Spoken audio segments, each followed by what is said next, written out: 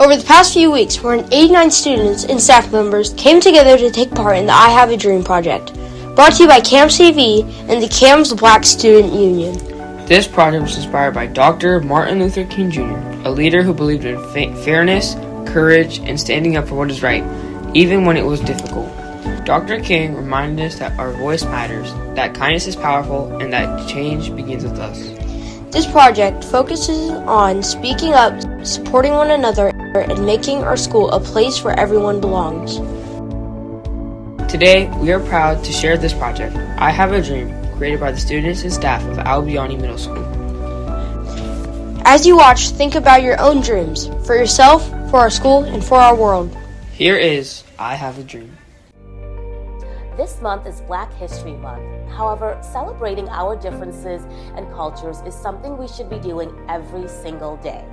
We have seen some incredible leaders speak up and bring important topics to light. It is so important for all of us to talk about the change we want to see in the world. Last month, we celebrated Dr. Martin Luther King Jr. Day. His words and actions resonate with so many people because they are so powerful and inspiring. Let's listen to his most famous speech. I have a dream. Address delivered at the March on Washington for Jobs and Freedom. Southern Christian Leadership Conference, August 28, 1963. I have a dream. Iconic speech at the Lincoln Memorial for the 1963 March on Washington for Jobs and Freedom, King urged America to make real promises of democracy. King synthesized portions of his earlier speeches to capture both the necessity for change and the potential for hope in the American society. I'm happy to join with you today in what will go down in history as the greatest demonstration for freedom in the history of our nation.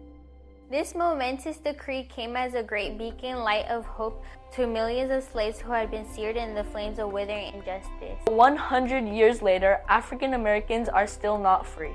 100 years later, the life of African Americans is still sadly crippled by the manacles of segregation and the chains of discrimination. 100 years later, the African American lives on a lonely island of poverty in the midst of a vast ocean of material prosperity. 100 years later, the African American is still languished in the corners of American society. Finds himself in exile in his own land.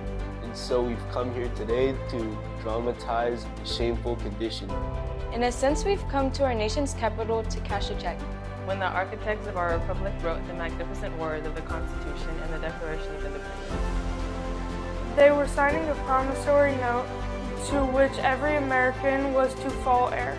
This note was a promise that all men, yes, black men as well as white men, would be guaranteed the inalienable rights of life, liberty, and the pursuit of happiness. It is obvious today that America has defaulted on this promissory note insofar as her citizens of color are concerned. Instead of honoring this sacred obligation, America has given African American people a bad check. A check which has come back marked insufficient funds. But we refuse to believe that the Bank of Justice is bankrupt. We refuse to believe that there are insufficient funds in the great vaults of opportunity of this nation. And so we've come to cash this check, a check that will give us upon demand the riches of freedom and the security of justice. We have also come to this hallowed spot to remind America of the fierce urgency of now. This is no time to engage in the luxury of cooling off or to take tranquilizing drug of gradualism. Now is the time to make real the promises of democracy. Now is the time to rise from the dark and desolate valley of segregation to the sunlit path of racial justice. Now is the time to lift our nation from the quicksands of racial injustice to the solid rock of brotherhood. Voice 25. Now is the time to make justice a reality for all of God. It would be fatal for the nation to overlook the urgency of the moment. This sweltering summer, the African Americans' legitimate discontent will not pass until there is an invigorating autumn of freedom and equality. 1963 is not an end but a beginning. And those who hoped that the African American needed to blow off steam and will now be content, will have a rude awakening if the nation returns to business as usual. There will be neither rest nor tranquility in America until African Americans are granted his citizenship rights. The whirlwinds of revolt will continue to shake the foundations of our nation until the bright day of justice emerge. But there is something that I must say to my people who stand on the warm threshold which leads into the palace of justice. In the process of gaining our rightful place, we must not be guilty for wrongful deeds. Let us not seek to satisfy our thirst for freedom by drinking from the cup of bitterness and hatred. We must forever conduct our struggle in the high plane of dignity and discipline. We must not allow our creative protest to degenerate into physical violence. Again and again, we must rise to the majestic heights of meeting physical force with soul force. The marvelous new military which has engulfed the African American community must not lead us to a distrust of all white people for many of our white brothers. Evidenced by their presence here today, have come to realize that their destiny is tied up with our destiny, and they have come to realize that their freedom is inextricably bound to our freedom. We cannot walk alone. As we walk, we must make the pledge that we shall always march ahead. We cannot turn back. They are those who are asking the devotees of civil rights, when will you be satisfied? We can never be satisfied as long as our bodies, heavy with the fatigue of travel, cannot gain lodging in the motels of the highways and the hotels of the cities.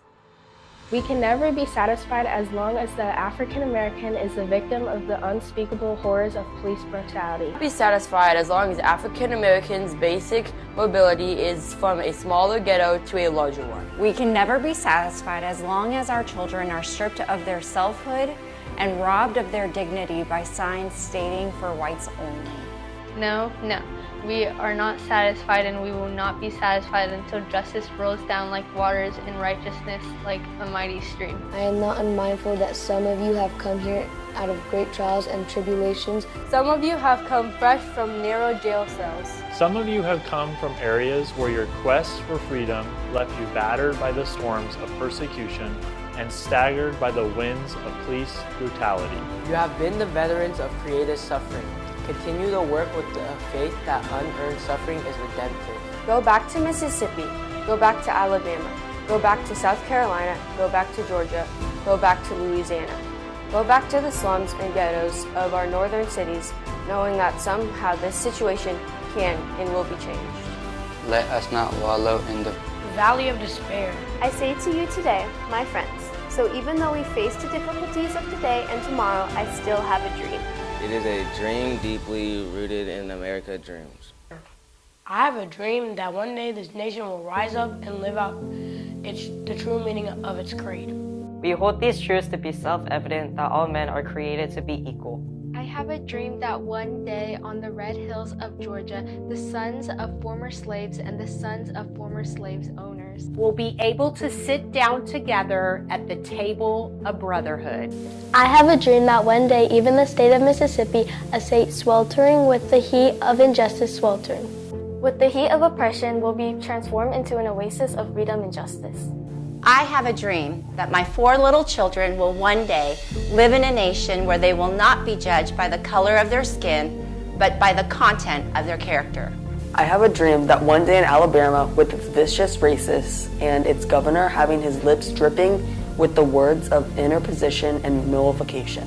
One day, right down in Alabama, little black boys and black girls will be able to join hands with little white boys and white girls as sisters and brothers. I have a dream today. I have a dream that one day every valley shall be exalted, every hill and mountain shall be made low. The rough places will be made plain, and the crooked places will be made straight, and the glory of the Lord shall be revealed, and all flesh shall see it together. This is our hope. This is the faith that I go back to the south. With this faith, we will be able to hew out of the mountain of despair a stone of hope. With this faith, we will be able to transform the jangling discords of our nation into a beautiful symphony of brotherhood. With this faith, we will be able to work together, to pray together, to struggle together. To go to jail together, to stand up for freedom together, knowing that we will be free one day. This will be the day when all of God's children will be able to sing with new meaning, my country, 'tis of thee sweet land of liberty, of thee I sing.